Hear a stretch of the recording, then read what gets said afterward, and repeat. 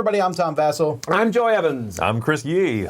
And today we're taking a look at a game called Ierusalem, spelled with an I, which makes every person I ever talked to bring up Indiana Jones and the Last Crusade. No. Did they spell an I there?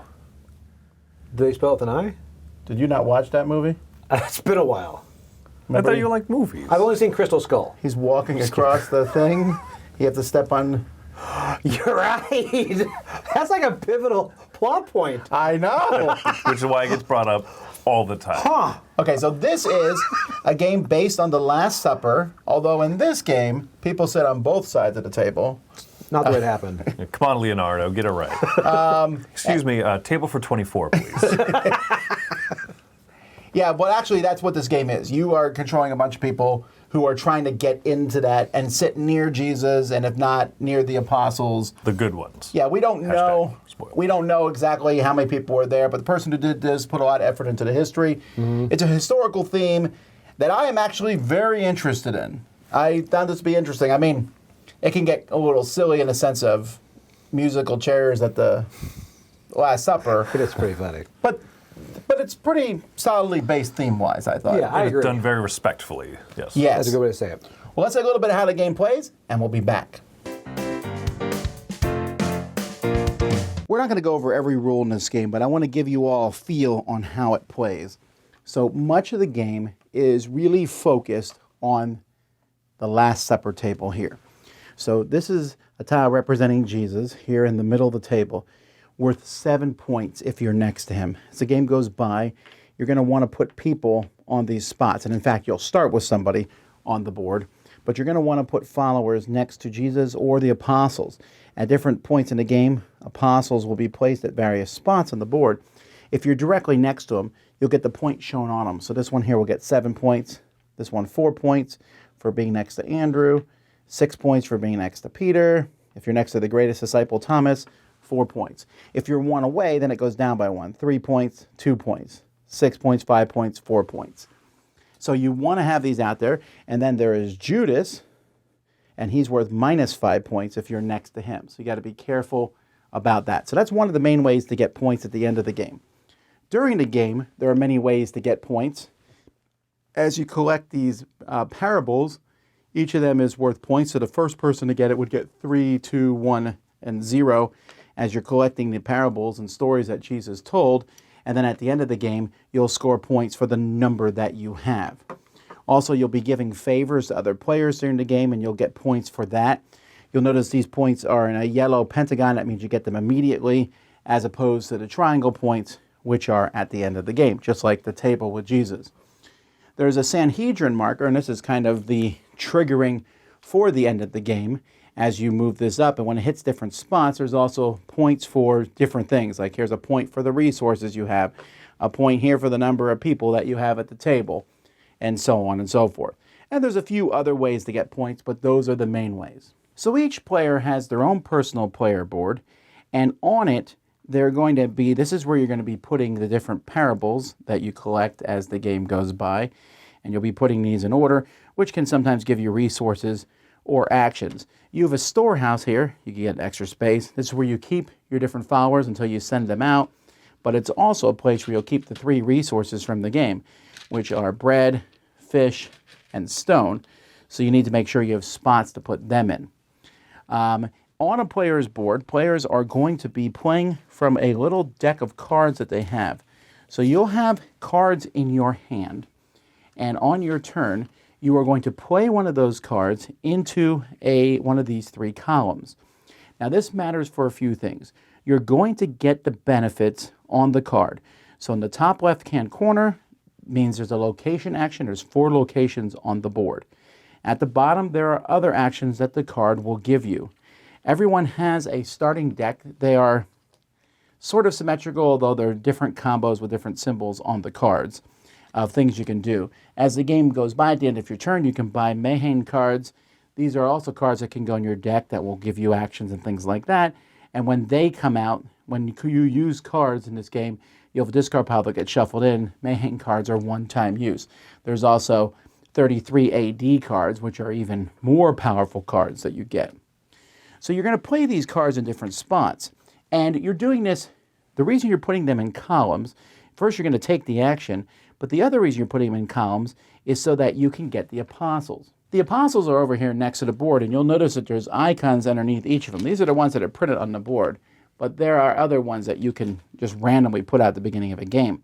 And so if you play cards in the exact order that's shown here in a column, so let's say I play these 3 cards, and you can see these 3 symbols, match these 3.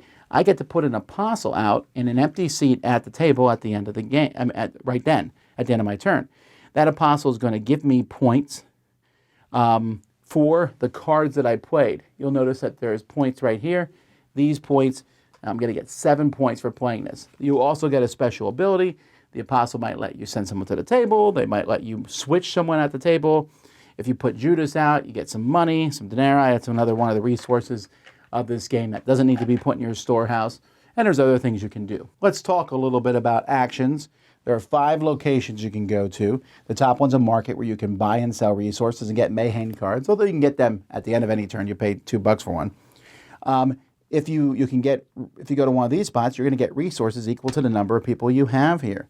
And down here, you have the opportunity to pay money to send someone from your storehouse to one of these spots to get more. So that's some of the actions you can do. Other actions on cards are going to let you take parables. They're going to let you give a resource token to somebody else.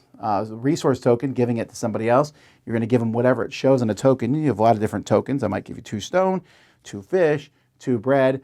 Then you will flip that token over, and you can use the icon on that in place of one of the sets that you use to an apostle to change it to be the one that you need over here. Now, why would you give all that to another player? Well, because you move up on this track, which gives you more points, which gets to be a lot more points, and you get one of these cool 33 AD cards, which are pretty powerful cards. Actions can also be sending someone to the table. When you send one of your followers to the table, sometimes you can do it for free, but most of the time you got to pay, and the cost to go in any seat is going to be equal to the thing that's in the same row and column. So to be next to Jesus here, I need to pay 2 bread and 2 fishes, while going out here in the corner is just 2 fish total, or 2 stone and 1 fish.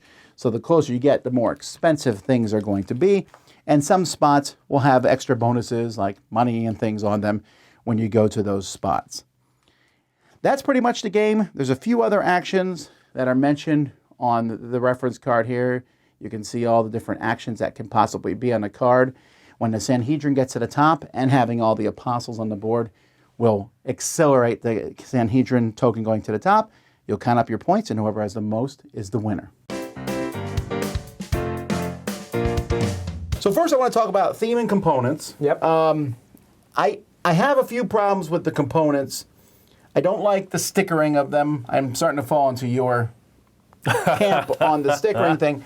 And I think they may have some really weird choices here. So for example, you're supposed to store the resources on the board. And you put the bread in the gray area, and you put the stones in the brown area. Not a big deal. I just find that to be funny. Yeah. Right. And you do it the wrong way every time. Absolutely. And you get called out on it. But, you're like, oh, wait, yeah, switch it around. Yep. Yes, I don't love the stickering. I do love that they included, this is just a small touch, like a small little positive. They included like 5 different language versions of stickers for the apostles because they have the names on them. They have Matthew or Matteo or, and I thought, oh, that's a really... I would have been tempted to use a different language almost, like Italian or something. Yeah, I thought, that's a fun, nice But for touch. some reason, it's more respectful with the meeples and the stickers because I can't imagine doing minis or the shrinky dinks. Okay, no one is asking for that. I don't know where you're bringing minis in the equation. Hey, I like minis. I'm going to check Etsy right now. To that end, though, that was another problem I had with the game is the art is really nice in many aspects. I just felt there was a dissonance between the art on the parable tiles and the art on the meeples and then the picture of Jesus stained glass. It felt like it was all different. I would have preferred it all to have been the same. I agree. The iconography is like a totally different art style than I think like the apostles and all that. Well, I was going to get to that. I hate the iconography. Yeah, I don't even understand what it means. I'm constantly have to look at the card, and the card will tell you the action. Like, okay, but... The name of the action only. I think that was one of the weirdest parts, is they have a player aid card, and you're like, oh, good, this symbol is Last Supper. Uh-oh. Which one is that? Yes, I know. That's because there's so many. Yeah, when you know the name, you're like, I don't know what that is. Because there's a lot of actions that are fairly similar. So when you know the name, you still have no idea what it is. The game is mostly themeless. I mean, it's all about sitting at the table, but the rest of it, you collect parable tiles, you give gifts to other people, you're collecting research. I don't know why you need to, if you want to sit next to Jesus, you better bring more stuff. That's actually almost anti-thematic. But I don't mind. I think this they did a good job. I don't think this will offend anybody. No. No, I really don't think so. It's more historical, I think, in its approach than, say, religious or preachy. It's not a preachy game in the least bit, I don't think. No, I agree. Maybe the closest part you could say is the collection of the parables, but even historically, those parables are important. They're important as Aesop's fables, as stories and stuff. So, but my favorite illustrations in the game, I think, are those parable tiles. I really like those. No, they're great. I wish the whole game had been done by that illustrator. Yes, right. I agree with that. Yeah, those look really nice. And the historical thing is what? Because I play this with people of all different religions and things, and they liked it from a historical perspective. Even those parable tiles and the set collection that those include, which I think was an interesting thing to combine that with the other mechanics. All right, gameplay. So we're going to start out by saying I'm not as big a fan as these guys are of the game. I feel one of the things I have with this game is I feel like it is a pretty small game expanded out. By that I mean the whole game is based on the seating of the people. Right. And there's a whole lot of other stuff going on to get to that point. Mm-hmm. And I disliked all of it. Like, there's not one mechanism in this game that I like other than the seating at the table. Fascinating. Okay. That's not what I was expecting to hear. No, me either. So I dislike them all. So equally. There's one. The one. Okay, I'll start with the one I dislike the most, and that is straight up play a card from your hand, take the action. Fine, I like that. Yeah. And it looks like a deck builder, but it's not a deck builder because any cards you add come right back out later on. So it's not really a deck builder. But I'm constrained by this hand of cards I have.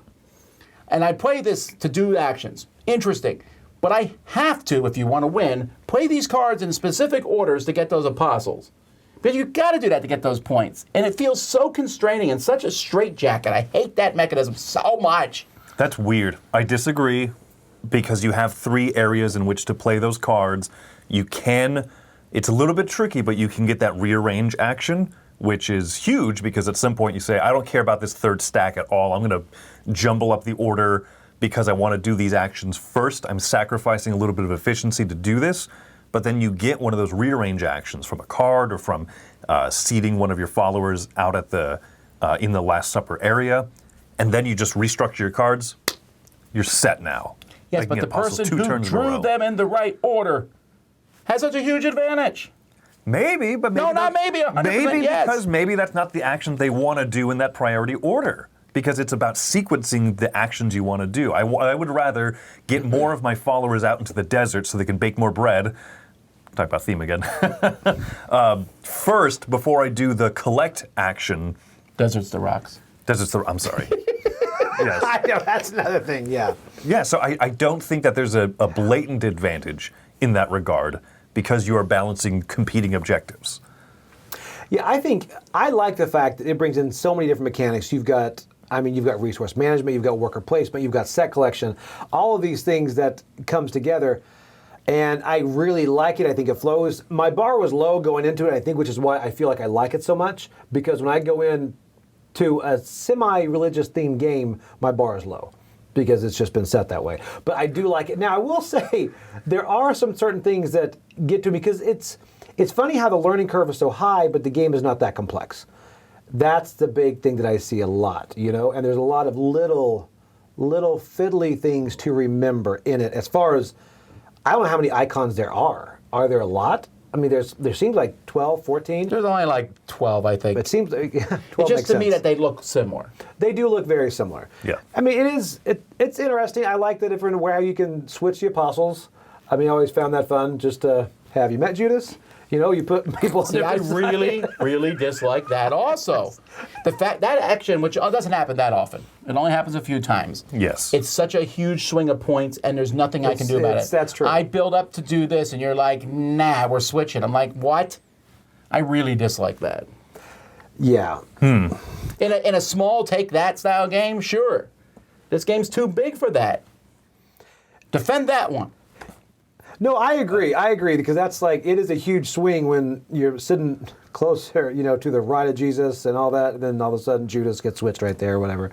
And then it's a pain. But I agree, but that happens. It doesn't happen a lot. No, it doesn't. I agree. Yeah. Yeah. Because moving your meeples is usually is more often. Moving your own followers to more advantageous areas. Yeah, there's surprisingly little take that opportunities or haha made you miss out on something. I've played some other games more recently where there's different the comparable almost Terracotta Army comes to mind where there's a lot of opportunity to say, oh, these things are going to score, and then you say, actually I'm going to take a very small minute action to say no, they don't. I'm going to move the scoring conditions. This one it's a very big opportunity where you have to put out one of the more chief apostles in order to be able to make that switch. So it does happen, but it's fairly minimal, and you can kind of sit on an apostle set for a little bit if you want to try to make sure that you kind of get that last switcheroo. I feel like there's some more real opportunities to kind of mitigate that in this game compared to other games where you can do what you're talking about, switcheroo type things that really do cause swings of points. And how do you find the scoring as far as you know, you have 6 over here, 5, 4, 5, 4, 3. Thomas should be a 6. But yeah, other than I'm fine. Yeah. Sometimes I see people rank lower, I'm like, huh. No, that's being silly. It is pretty funny. But I do struggle with the points in general. The points for the apostles, I'm like, I played these 3 cards, I get the points on them. This one's worth 1. I don't know why it's worth 1, but I was forced to play it because I need to finish this set. I don't know, why not just say when you get an apostle you get 6 points? Why is it changed by the cards you play? You could argue, well, so you get one of those 33 cards, well, I want those anyway. Right. There wasn't any rhyme or reason to those. I think you do have to go out of your way to get those better cards. They either cost money or the 80-33 cards in the 3-4 player game. You have to do the favor action. You have to benefit someone else in order to get one of those really good cards. Which is clever. Which is my second least favorite thing don't like about the favor game. at all? And there's a reason for that. I don't mind helping other people out necessarily. Right. I don't like doing it in real life, but I'll do it in a game. No, but so you help someone else out and you get some points out of the deal. Great. But you have to sit there and say, okay, I'm going to help you out, except I'm not really helping you out. I'm giving you resources. Who's full? So first of all, it's pseudo-pharisaical giving, which I'm not sure should be in this game. I'm like, here, That's true. have something you can't take. But then I have to sit there and look at all your icons and go, I don't want to give you an icon that you can use. You have 3 of these icons out. Here, have another one. I just felt like that. Oh, that mechanism felt clunky to me. Weird. Joey, thoughts? No, I see what you're talking about because I never really verbalized it like that before. But it does when you turn to favors. You do end up going, I know you can't use these. And I'm like, you know what? In hindsight, I can see that happens a lot. But especially at the beginning of the game. It's a great first action to take because everyone's full. It does. It does. Yeah. Or you give it to them later when you know they're not going to be able to use them. So. But you got all the parables. Have another one. Yeah. See, that's true. I do see what you're talking about as far as that goes. But I don't mind it. I like the favor idea. I think it keeps different people being involved, I think. You know. But I do the mean thing a lot. I don't want this to be a completely negative review because I'm the only person who doesn't like it. So. But I'll say Sanhedrin trial. I'll say that, and I'll let you guys then go on why you do like it because I think a lot of this is not for me. The other biggest reason I have for not liking the game is it just felt too tight. I didn't like I'm always running out of money. Oh, I need these guys to get resources, but then I also have to send them to the table. And the whole thing, I'm sitting there like stressed because I don't have the icons. I just felt like I never had anything I wanted. Yeah. And so some people like that a lot more because that brings tension to games. That's more, I think the first two, how can anyone like those things? Obviously, I'm wrong. But the tightness of the game, that's definitely a very personal preference. All right, tell people why you love it. Joe, you want to kick it off here? Okay, the reason I like it, now I will say the biggest problem is getting people this is not a beginner game because I think it introduces some good mechanics, but there's a lot to take in as far as iconography, as far as teaching them every different aspect of the game. And it's more like a melting pot of all these different mechanisms. But I do think it flows. I think what holds me back a little bit is the fact that it's not intuitive in a lot of the things it does. I think that's where I struggle with. I think once you get 2 or 3 games in, you're going to start to flow and kind of be able to build that engine a bit more. But I like it a lot more than I thought because gathering resources, putting it forward, and I do understand what you're saying as far as getting the apostles out there. Having those streamlined cards in each column gets a bit annoying because your tendency is one to just to build your tableau and not decide where they're going until later. This kind of hinders that when you have to put them out. So I do like it a lot. I don't know if it's one I would own just because the complexity as far as the learning curve is higher on it, but I do like it a lot because of those mechanics, because it's got set collection, resource management, it's got everything in it, worker placement. So I'm going back and forth, but I would probably land on an 8. I would give this an 8 because I really do like the game. I like the theme. I think it looks great on the table. And we haven't talked about that Sanhedrin Sanhedrin track, I guess, that you see it going up and you see people try to go and get those victory points that they see are coming up next.